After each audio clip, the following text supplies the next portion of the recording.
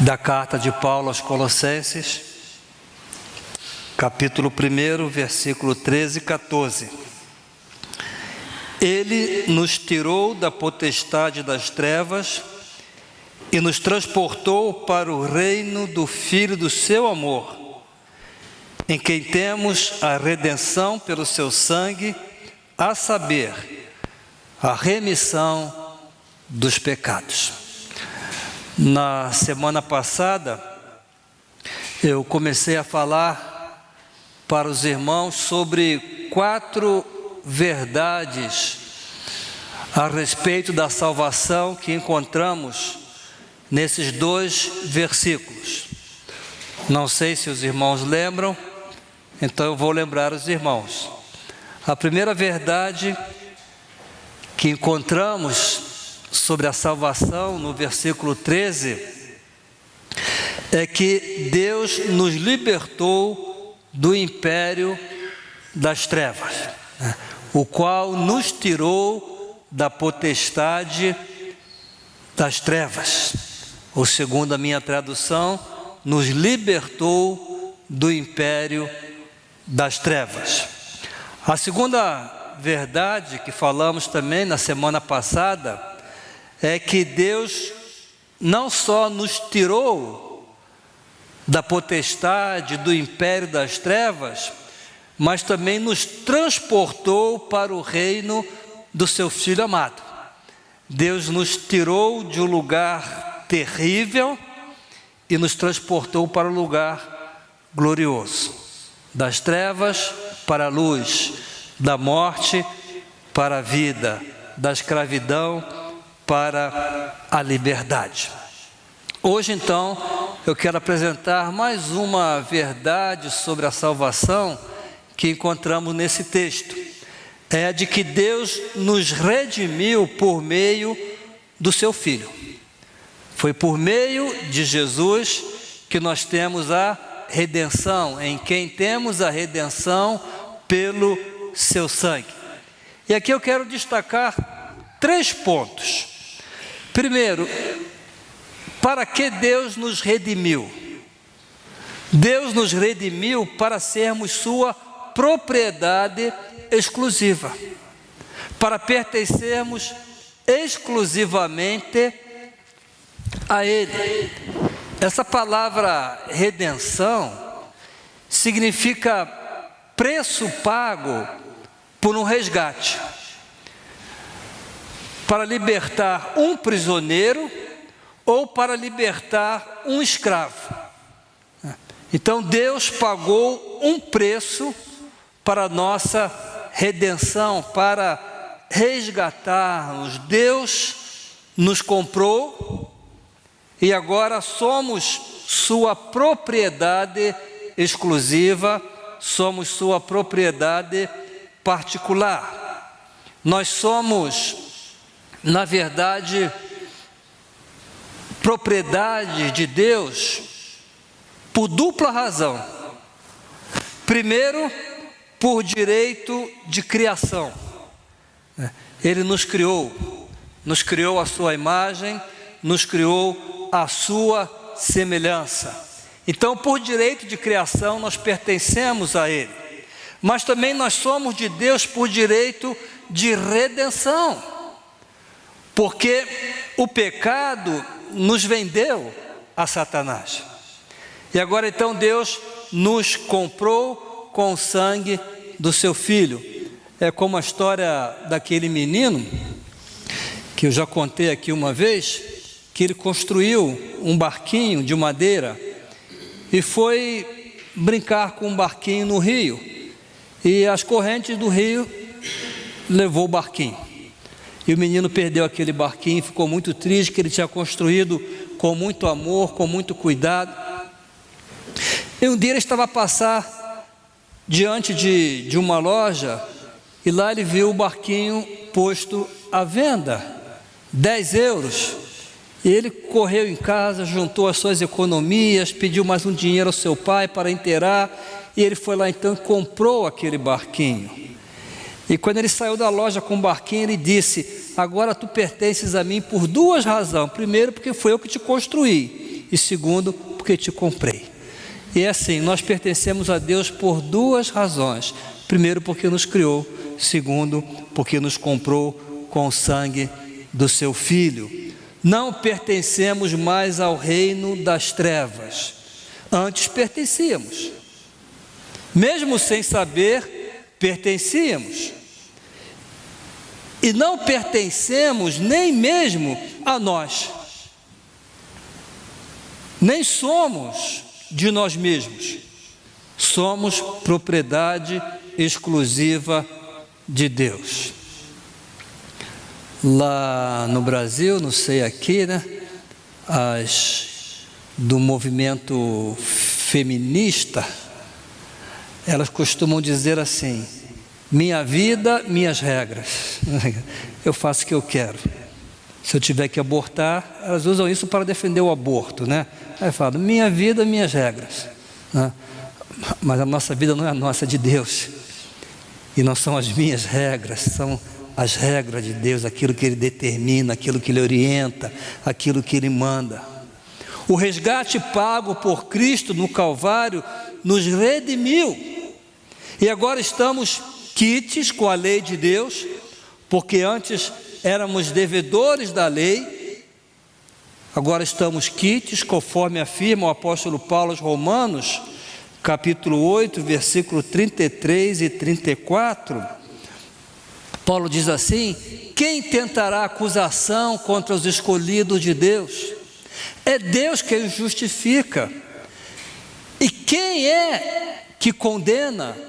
Pois é Cristo quem morreu antes, quem ressuscitou dentre os mortos, o qual está à direita de Deus e também intercede por nós. Então estamos livres da lei, mas também estamos quites diante da justiça de Deus, livres de qualquer condenação, como Paulo também diz em Romanos 8, capítulo 1, agora, pois, nenhuma condenação há para os que estão em Cristo Jesus. Nenhuma condenação há. Em Romanos capítulo 5, versículo 1, justificados, pois, mediante a fé, temos paz com Deus por meio do nosso Senhor Jesus Cristo. Graças ao preço pago por Jesus na cruz do Calvário, Deus pôde declarar-nos justos, sem pecados e livres de toda e qualquer condenação. Porque o que aconteceu na cruz foi uma troca. Jesus assumiu sobre si os nossos pecados, sofreu a nossa condenação e transferiu para nós a sua justiça. Ele ficou com os nossos pecados, nós ficamos com a sua justiça, e Deus então agora nos declara justo. Deus fez isso por graça e para que agora, libertos da escravidão e da maldição do pecado, sejamos propriedade exclusiva sua. Não pertencemos ao reino das trevas, não pertencemos a nós mesmos, nós pertencemos a Deus. Segundo ponto, irmãos, é que Deus pagou um altíssimo preço pela nossa redenção.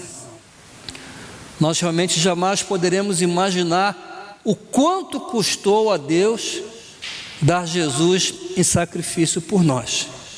Deus comprou-nos não com prata ou ouro, mas com o sangue precioso do seu Filho, como diz o apóstolo Pedro no capítulo 1, versículo 18 e versículo 19, sabendo que não foi com coisas corruptíveis como prata ou ouro que fostes resgatados da vossa vã maneira de viver, que por tradição recebeste dos vossos pais, mas com o precioso sangue de Cristo, como de um cordeiro imaculado e incontaminado. Com o precioso sangue de Cristo. Deus não poupou o seu próprio Filho, antes o entregou por nós, para que fôssemos resgatados da morte para a vida, da escravidão para a liberdade, do império de Satanás para o seu glorioso reino.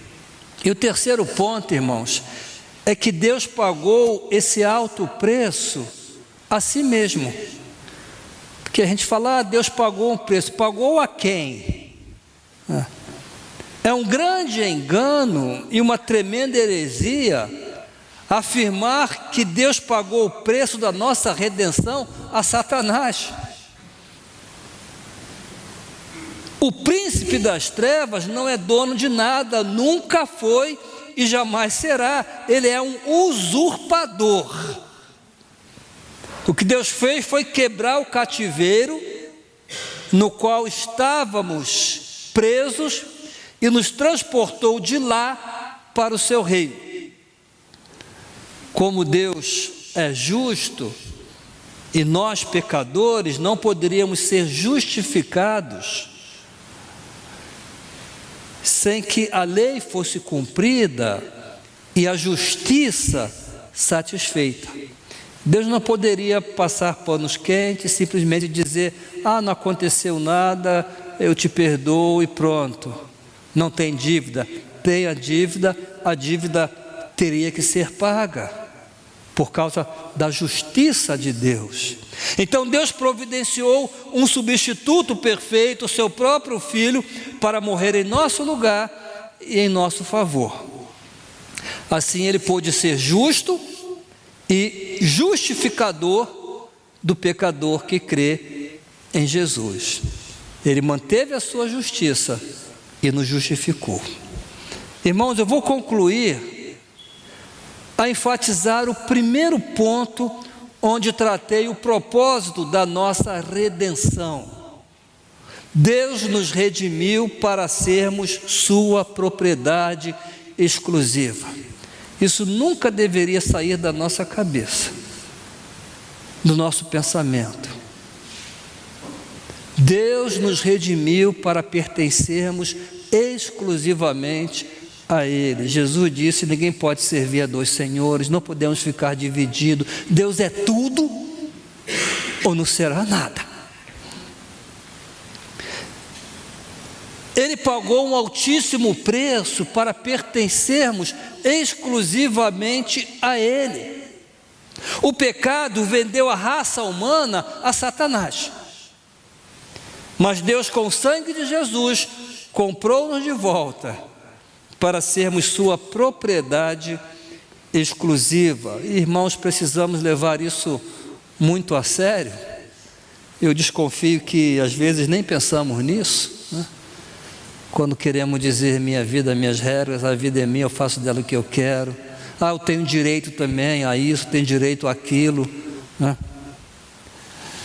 Precisamos levar isso muito a sério, porque se não permitirmos que Deus seja o nosso dono de fato, aquele que manda na nossa vontade, isto é, que seja a vontade dEle e os interesses dEle a prevalecer em nossa vida, se não permitirmos isso, irmãos, estaremos na prática a indicar pelo menos duas coisas que eu considero gravíssimas. Primeiro, não estaremos a reconhecer o valor do sacrifício de Jesus. Se Deus pagou um alto preço para que eu seja propriedade exclusiva dEle, mas eu não aceito isso, eu não estou a valorizar o alto preço que Deus pagou. Segundo, estaremos a rejeitar o resgatador. O resgatador. Porque se Ele nos resgatou com um propósito, e eu rejeito o propósito do resgatador, então eu estou a rejeitar o próprio resgatador. Se Ele pagou um alto preço pelo meu resgate, para que eu pertença exclusivamente a Ele, mas eu vivo uma vida dividida, não há uma entrega total, absoluta, plena, eu estou a rejeitar o propósito.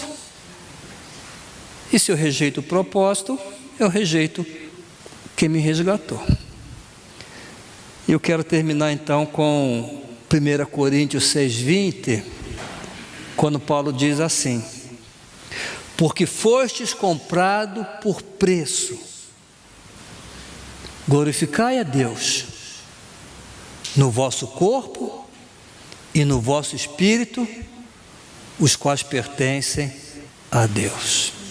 Em outras palavras, vivam para a glória de Deus, vivam para fazer a vontade de Deus. Deixa Deus ser seu dono, porque fostes comprado por bom preço. Amém? Amém. Que Deus nos abençoe e nos ajude então, irmãos, a cumprirmos o propósito do nosso resgate, da nossa redenção, porque o outro Senhor era terrível, agora pertencer a Deus é uma maravilha, né? Eu agradeço muito a Deus, porque eu sou dele, né? E eu quero ser dele. Amém?